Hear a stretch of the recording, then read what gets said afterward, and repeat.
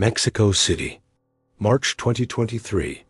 What started as an ordinary Tuesday night was about to become the threshold of the impossible. Leo, a boy just 4 years old, was sitting on the living room rug while his parents, Claire and Rob, relaxed on the sofa, watching a documentary about deep space. Suddenly, the screen filled with the iconic, grainy footage of Neil Armstrong taking that first historic step onto the lunar surface. Little Leo stood up, pointed his small finger at the television, and spoke with a chilling level of conviction. "I was that man. I walked there, and what I saw. No one can even imagine." Silence hit the room like a falling stone. Claire and Rob shared a bewildered look, assuming it was just the overactive imagination of a toddler playing pretend. But Leo didn't stop.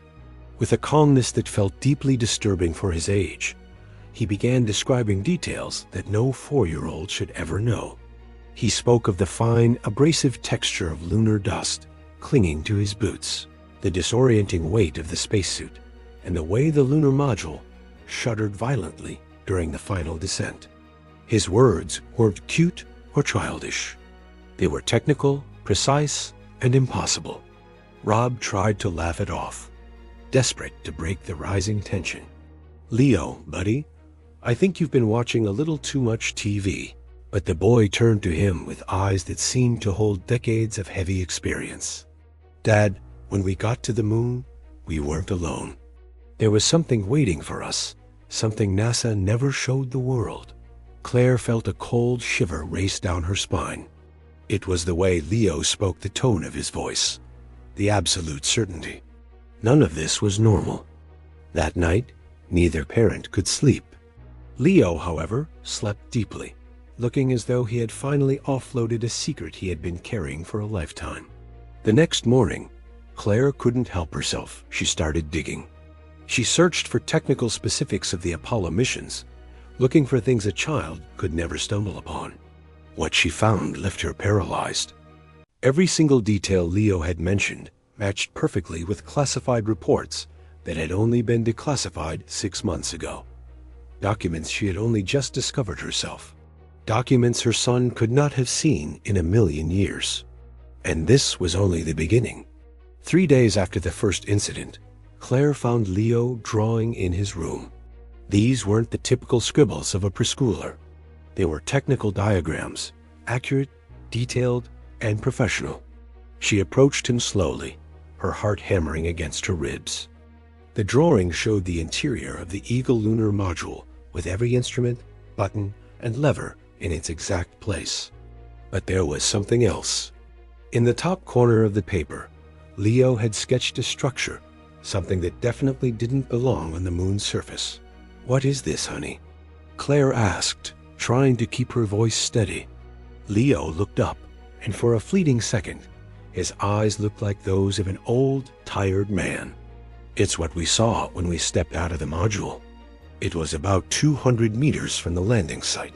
A metallic structure, like a tower, but it wasn't from Earth. Buzz saw it too. He wanted to go closer, but Houston ordered us to stay away. Claire felt the floor tilt beneath her. She snapped a photo of the drawing and sent it to her brother Mike, an aerospace engineer at a top university. The reply came 20 minutes later via an urgent video call. Mike looked ghost white. "Claire, where did you get this? This diagram is flawless.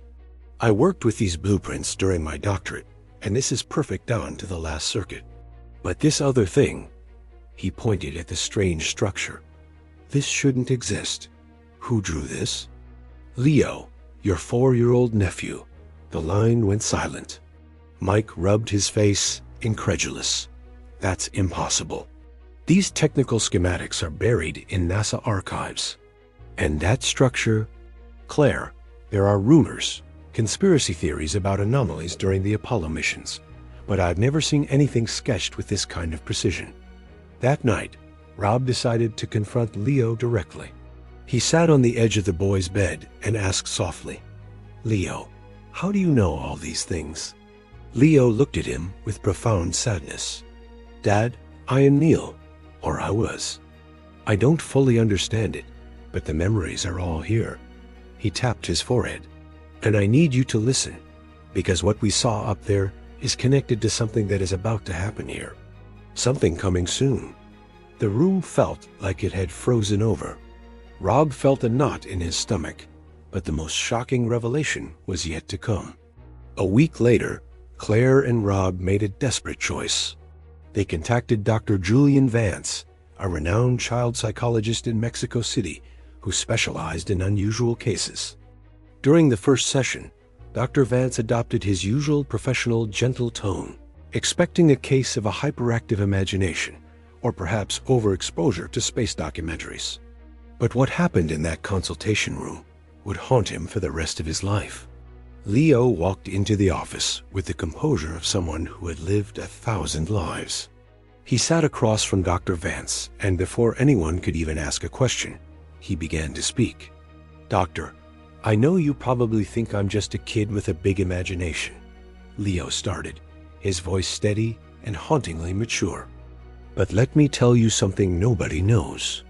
On July 20th, 1969, at 2017 UTC, right after the landing, there was a radio silence that lasted exactly 2 minutes and 13 seconds. Dr. Julian Vance felt a sudden chill. Leo continued. Officially, they called it a technical glitch. But the truth is, Houston ordered us to cut the mics. We were describing what we saw, and they didn't want the world to hear. 3 luminous objects, hovering in a perfect triangle right above the Daedalus crater. The doctor's professional mask began to crack. He discreetly pulled out his phone, searching for Apollo 11 mission logs. His heart skipped a beat. There it was, a confirmed gap in the transmissions at that exact time stamp. NASA had always blamed signal interference. But what truly rattled Dr. Vance was the mention of the Daedalus crater. That specific detail had only appeared in a highly specialized academic paper released 3 months ago. It was a document circulating only in the most elite scientific circles. "How could you possibly know that, Leo?" the doctor asked, his clinical tone completely gone. Leo looked at him with weary, old eyes. "Because I was there. I felt the terror of not knowing if we'd ever make it back. I saw Buzz shaking inside his suit, even though he sounded like a rock on the radio. And because I recorded everything on a personal audio tape, a tape I hid before I died." Dr. Vance dropped his pen. "A tape? Where?" Leo closed his eyes, concentrating deeply. "In my house. In Cincinnati. In the basement, behind a false wall, inside a green metal box. The exact coordinates are 39 degrees, 20 minutes north, 84 degrees, 23 minutes west." The office fell into a heavy, suffocating silence. Claire and Rob looked at each other, realizing they had just crossed a point of no return. How could a 4-year-old know exact geographic coordinates? 2 weeks later, the 3 of them were on a plane headed to Cincinnati, Ohio. The decision hadn't been easy. Rob had spent days pacing the floor, arguing that it was insanity to fly across borders based on the words of a toddler. But Dr. Vance had been the one to convince them. If there is even a 1% chance this is real, we have to see it through. For Leo, for science, for everyone. The flight was thick with tension. Leo remained quiet, staring out the window as if recognizing a landscape from a distant dream. As the plane began its descent, he whispered something that made Claire's blood run cold. "The last time I saw this city from the air was in 1971, coming back from a NASA press tour. The sky was just as gray then." They landed and took a taxi to Neil Armstrong's former residence. The house hadn't belonged to the Armstrong family since shortly after his death in 2012, was now home to a retired couple, the Morrisons. Claire rang the bell, her hands trembling as she rehearsed a believable cover story. Mrs. Morrison, a kind woman in her 70s, opened the door. "Sorry to bother you," Claire began in her best, most polite English. "We're doing some historical research for a documentary on the house's history. Would it be possible to take a quick look at the basement?" Mrs. Morrison smiled warmly. "Oh, we get folks asking about the house all the time. Come on in. Though I should warn you, the basement is just a dusty old basement. Nothing special." They headed down the creaking wooden stairs. The air was thick with the smell of damp earth and decades of history. Leo didn't hesitate. He walked straight to the back wall, as if he had been there 1,000 times. He stopped, counted 6 bricks from the left corner, then 4 up. "It's here," he said with absolute certainty. Behind this wall, Rob looked at Mrs. Morrison, who was watching with a mix of curiosity and growing concern. "Ma'am, I know this sounds crazy, but would you mind if we checked behind these bricks? We'll pay for any repairs, I promise." The woman hesitated, but there was something in Leo's eyes, a gravity that commanded respect. She nodded slowly. "My husband has some tools in the garage." 30 minutes later, Rob had chiseled a small hole into the wall. He shone a flashlight inside, and his face went deathly pale. "There's a hollow space, and there's something in there." With shaking hands, he pulled out a green metal box covered in a thick layer of dust. Engraved on the lid was a date, July 1970. Claire fell to her knees, tears streaming down her face. The impossible had just become real. The green box now sat on the Morrisons' kitchen table. Everyone stared at it as if it were a holy relic. Mrs. Morrison sat fanning herself with a magazine, still in shock. "We've lived here 17 years, she whispered. 17 years, and we never knew." Leo remained calm, as if he already knew exactly what was waiting inside. Rob slowly pried open the lid. The rusted hinges let out a sharp groan. Inside, there were 3 objects. Inside the box lay 3 artifacts. A small, analog cassette recorder from the 1970s, a leather-bound notebook with yellowed, brittle pages, and a single black and white photograph. Claire picked up the photo first. It showed Neil Armstrong smiling with his family, but in the bottom right corner, there was a handwritten note in faded ink. "To whoever finds this, the truth must be known when the time is right." Leo pointed at the recorder. "Press play," he said, his voice dropping an octave. "It's my voice." "Well?" Neil's voice. Rob inserted the fresh batteries Mrs. Morrison had provided. With trembling fingers, he slotted the tape and pressed the play button. Static filled the kitchen, at first a rhythmic white noise hiss followed by a deep, steady breath. Finally, the unmistakable voice of Neil Armstrong filled the room. "My name is Neil Armstrong. Today is July 15th, 1970. I'm recording this because I cannot take it to my grave. What we saw on the moon was not just dust and rocks. At 2017, on July 20th, 1969, Buzz and I witnessed something that shattered everything I believed about the universe." The room went cold. The voice on the tape continued, describing technical details with chilling clarity. He spoke of 3 massive structures that defied the laws of physics, hovering in formation over the lunar horizon. "Houston ordered absolute radio silence," the tape hissed. "They told us it was a matter of national security, that global panic would be inevitable." Armstrong's voice became more clinical, detailing things he had never surrendered to NASA. The objects emitted a 4.7 gigahertz frequency that scrambled their sensors. They were roughly 200 meters tall, and most disturbingly, they seemed to be studying the astronauts. After a long, heavy pause, the voice on the tape lowered to a whisper. But that wasn't the most haunting part. The truly terrifying thing was the message we received. A message that didn't come from Houston. It came from them. The tape cut out abruptly with a sharp click. In the ensuing silence, Leo spoke with a firm, chilling authority. That message said they would return.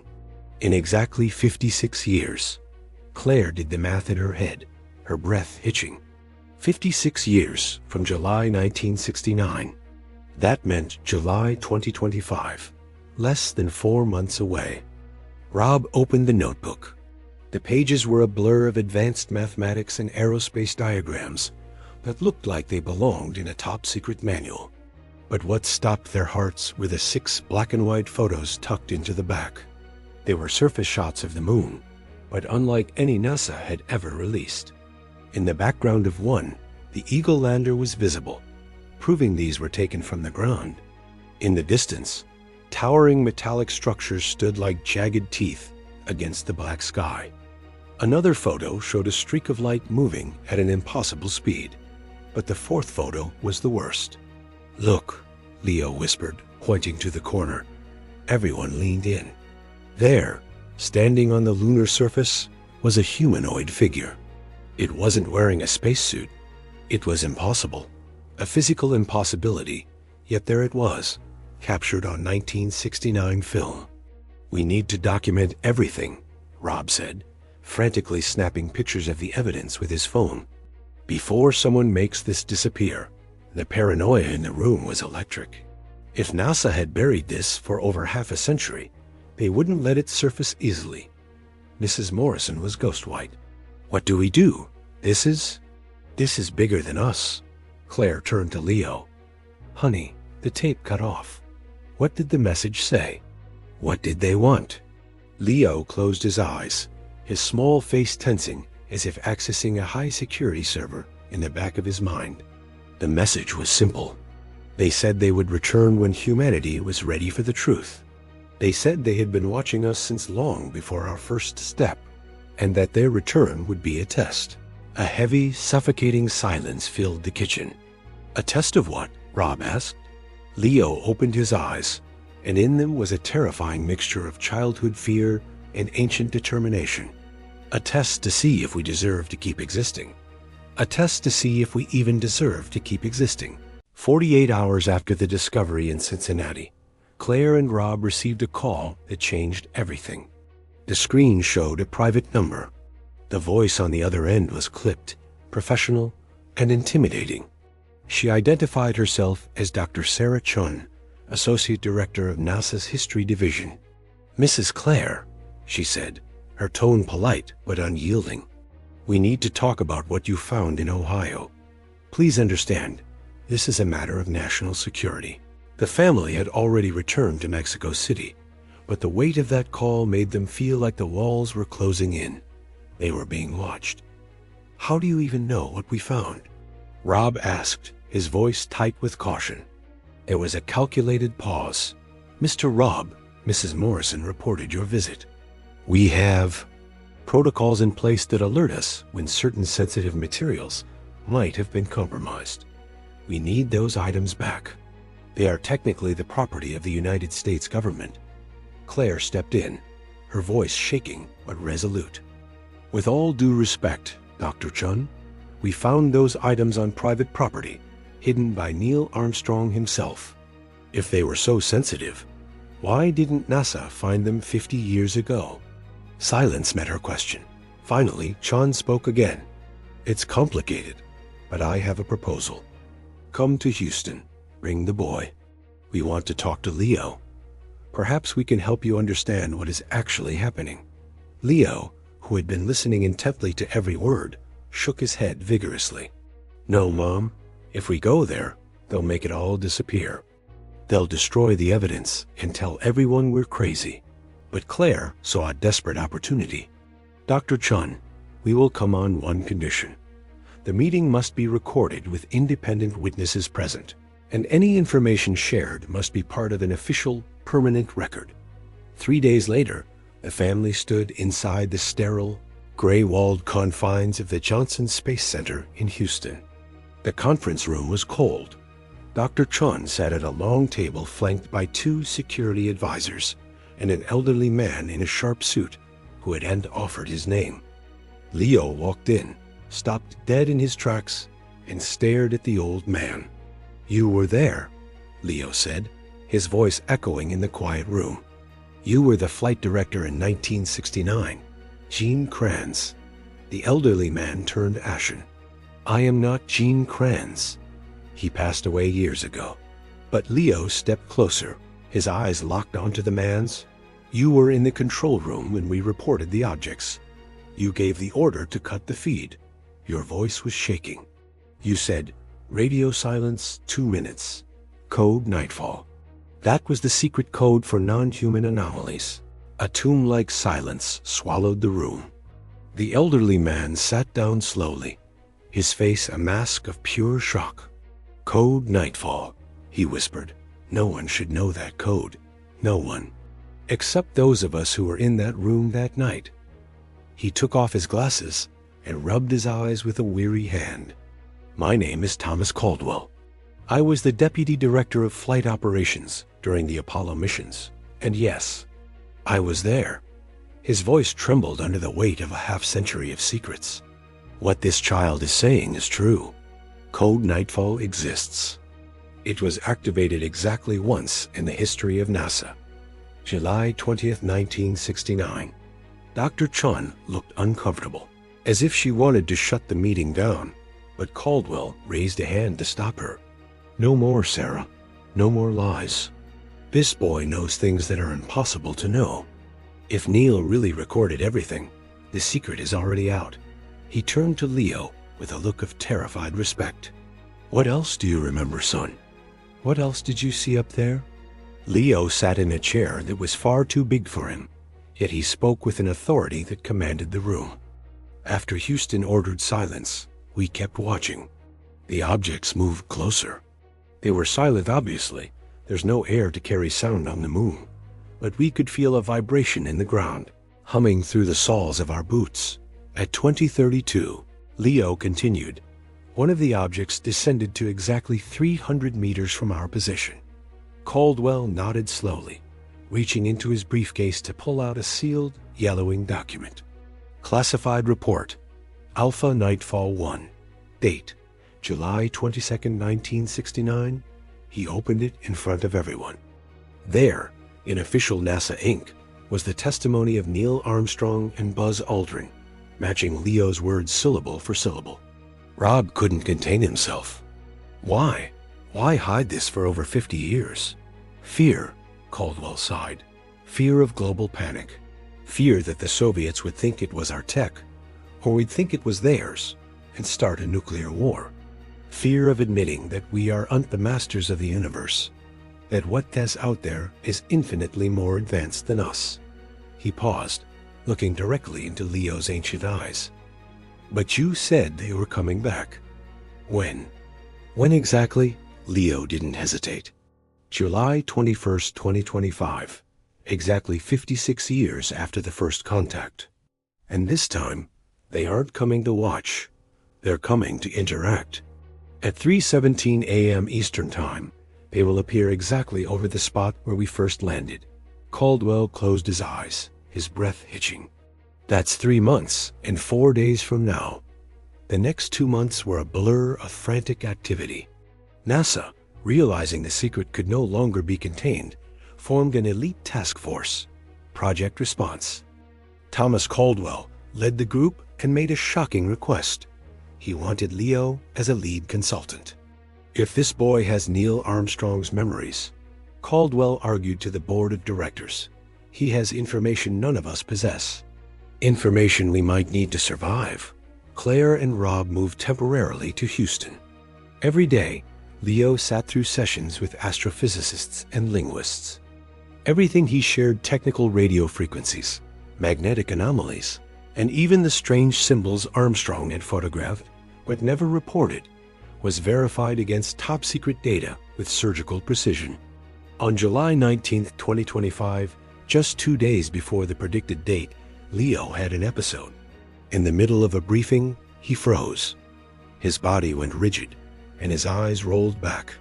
Claire rushed to him, but before she could touch him, he began to speak in a voice that wasn't his.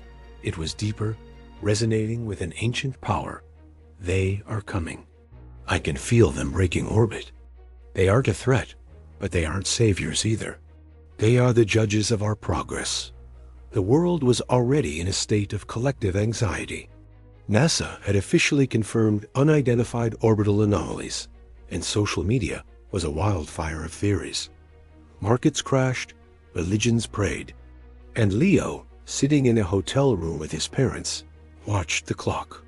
"Dad," he said softly, "when they arrive, I need to be at the Neil Armstrong Memorial in Wapakoneta, Ohio.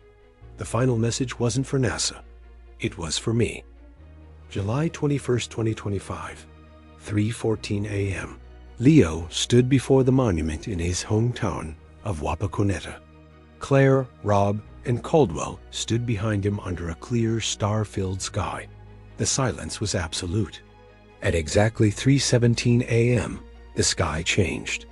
Without a sound, 3 points of light appeared in a perfect triangle, just as Armstrong had described 56 years ago. They descended majestically, hovering 500 meters above the memorial, emitting a soft, comforting glow. Leo stepped forward. "They're here for me." Neil knew this would happen. He didn't just leave a testimony. He was preparing me for this moment. A column of pure light descended, enveloping the 4-year-old. Claire screamed, but Rob held her back, sensing that this was a sacred transition. Inside the light, Leo's body began to shimmer, and a voice echoed, not in their ears, but directly in their minds. Humanity's first step on the moon was not your greatest achievement. The voice a mix of Neil Armstrong and something far older intoned. It was your initiation. Neil was chosen to be the bridge. His essence was preserved for this return. This child is the link between what you were and what you could become. The light intensified, then vanished in a heartbeat. Leo fell to his knees, gasping. Claire ran to him, sobbing as she pulled him into her arms. The boy opened his eyes, and they were just the eyes of a tired 4-year-old again. "Mom," he whispered, "Neil is gone. He finished his job." Before the objects ascended back into the stars, they projected a massive holographic date over the town. July 22nd, 2081. 56 more years. Caldwell looked at the sky, finally understanding the cycle. They'll be back, and we have to be ready.